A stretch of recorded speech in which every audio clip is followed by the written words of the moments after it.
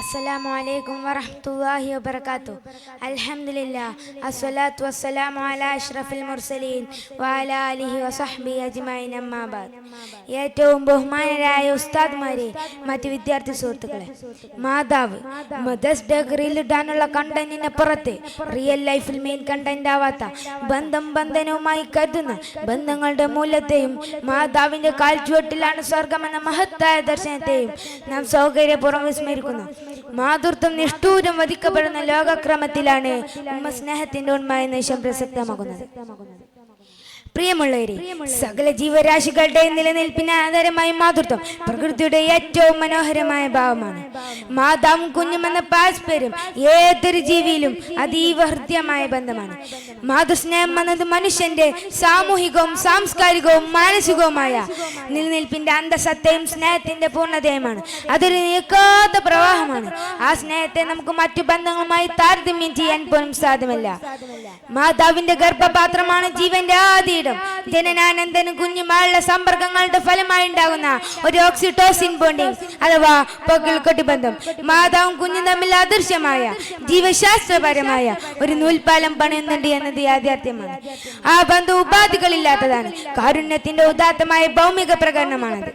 നമ്മൾ എത്ര തെറ്റുകൾ ചെയ്താലും എത്ര ഉഴക്കുണ്ടാക്കിയാലും നമ്മുടെ പിണക്കം മാറ്റാൻ ആദ്യം ഓടിയെത്തുന്നത് ആരാണ്? ഉമ്മ. ലോകത്ത് മറ്റാർക്കും നൽകാൻ കഴിയാത്തത്ര നിസ്വാർത്ഥമായ ക്ഷമ മാതാവിനെയുള്ളൂ. നാം വലിയ ധൈര്യശാലികളായിരിക്കാം, വാദപ്രതിവാദങ്ങൾ നടത്തുന്നവരായിരിക്കാം. പക്ഷെ ഒരു അപകടം വരുമ്പോഴോ ഒരു പ്രയാസത്തിൽ അകപ്പെടുമ്പോഴോ നാം വിളിക്കുന്ന ആദ്യത്തെ പേരെന്താണ്? ഉമ്മ. ആ വിളിയിൽ ലോകത്തിലെ ഏറ്റവും വലിയ ആശ്വാസവും സുരക്ഷിതത്വവും ഒളിഞ്ഞു കിടക്കുന്നു. മാതാവ് നൽകുന്ന മൂല്യങ്ങളും പരിചരണങ്ങളുമാണ് ഒരു വ്യക്തിയുടെ ജീവിതത്തിലെ ആദ്യ പാഠങ്ങൾ. ഓരോ വ്യക്തിയെയും നല്ല പൗരന്മാരായി വളർത്തുന്നതിലൂടെ ഉമ്മമാർ സമൂഹത്തിന്റെ അടിത്തറ കെട്ടിപ്പടുത്തുയർത്തുന്നു. ഒരു അറബിക് കവി പറഞ്ഞതുപോലെ, അൽ ഉമ്മു മദ്രസത്തുൻ ഇദാ അഅദത്തഹാ അഅദത്ത ശാബൻ തയ്യിബൽ അറാഖി. മാതാവ് ഒരു വിദ്യാലയമാണ്. അവരെ വിദ്യാസമ്പന്നയാകുന്നത് ഒരു മികച്ച തലമുറയെ വാർത്തെടുക്കലാണ്. സഹോദരങ്ങളെ, ഇസ്ലാം ഉമ്മക്ക് നൽകിയിട്ടുള്ളത് അത്യുന്നതമായ സ്ഥാനമാണ്. വിശ്വാസിക്ക് അത് വിശ്വാസപരമായ ഒരു ഉത്തരവാദിത്വം കൂടിയാണ്. വിശുദ്ധ ഖുർആൻ അല്ലാഹുവിനെ മാത്രം ആരാധിക്കണമെന്ന് പറഞ്ഞുടൻ നൽകുന്ന കൽപ്പന എന്താണ്? ബിസ്മില്ലാഹിർ റഹ്മാനിർ റഹീം.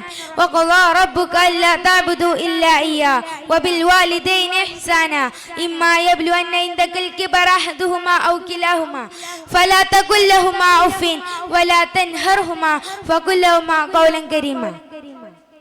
അള്ളാഹുവിനോടുള്ള കടമ കഴിഞ്ഞാൽ പിന്നെ ജീവിതത്തിലെ ഏറ്റവും വലിയ കടമ അത് മാതാപിതാക്കൾക്ക് നന്മ ചെയ്യലാണ്. വാർദ്ധക്യത്തിൽ മാതാപിതാക്കളെ സംരക്ഷിക്കുന്നതിന്റെ പ്രാധാന്യവും ഇതേ സൂക്തം തന്നെ വിളിച്ചോതുന്നുണ്ട്. ഇതൊരു തലമുറ അറ്റാച്ച്മെന്റ് പ്രതിഭാസമാണ്. മാതാവ് പരിപാലിച്ച മക്കൾ ഉമ്മയുടെ സംരക്ഷകരായി മാറുന്ന മനോഹരമായ പ്രതിപ്രവർത്തനം. ഈ സ്നേഹവും ബന്ധവും വിശ്വാസിയുടെ ഈമാൻ പൂർണ്ണമാക്കാനുള്ള ഒരു ആരാധനയും കൂടിയാണ്. സഹോദരങ്ങളെ, നമുക്കറിയാമല്ലോ, മക്കളുടെ പ്രയാസത്തിൽ തപിക്കുന്ന ഹൃദയമാണ് മാതാവിൻ്റെത്. അവരെ പ്രയാസത്തിനകറ്റാൻ മാതാവ് ഏതറ്റം വരെയും സഞ്ചരിക്കും. താൻ ദാഹിച്ചു കഴിഞ്ഞ ഘട്ടത്തിലും വിശന്നു കരയുന്ന സീമന്തപുത്രൻ ഇസ്മായിൽ അലൈഹിസ്സലാമിന് വിശപ്പകറ്റാൻ വല്ലതും ലഭിക്കുമോ എന്ന് അന്വേഷിച്ച് നടക്കുന്ന, പരിചയക്കാരെങ്കിലും ഉണ്ടോ എന്ന് നോക്കുന്ന ഹാജറ ബീവിയാണ് ഈ വേദനിക്കുന്ന ഹൃദയത്തിന്റെ ഉദാത്തമായ ചിത്രീകരണം. ദുർവൃത്തികൾക്കായി പണം കിട്ടാത്തതിന്റെ പേരിൽ മാതാവിനെ വധിക്കാൻ പോലും മതിക്കാത്ത, മാതാവിൽ നിന്ന് എല്ലാ സൗഭാഗ്യങ്ങളും അനുഭവിച്ച ശേഷം പ്രായമാകുമ്പോൾ അവരെ വൃദ്ധസദനങ്ങളിലേക്ക് തള്ളുന്ന തലമുറ എത്ര ഭീകരമാണ്. അനന്തപുരിയിലെ അഫ്വാനെ പോലെ എത്ര ഉദാഹരണങ്ങളാണ് ഈ പ്രബുദ്ധ കേരളത്തെ പോലും നട്ടിച്ചു കളഞ്ഞത്.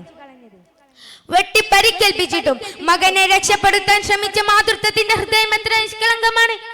ഉമ്മ നൽകുന്ന ഈ അമൂല്യ സ്നേഹത്തെ സ്വർഗത്തിലേക്കുള്ള താക്കോലായി കണ്ട് നമ്മുടെ ഉമ്മമാരെ ബഹുമാനിക്കുകയും സ്നേഹിക്കുകയും ചെയ്യണമെന്ന് എന്നെയും നിങ്ങളെയും ഓർമ്മപ്പെടുത്തി ഞാൻ എൻ്റെ വാക്കുകൾക്ക് വിരാമം കുറിക്കുന്നു.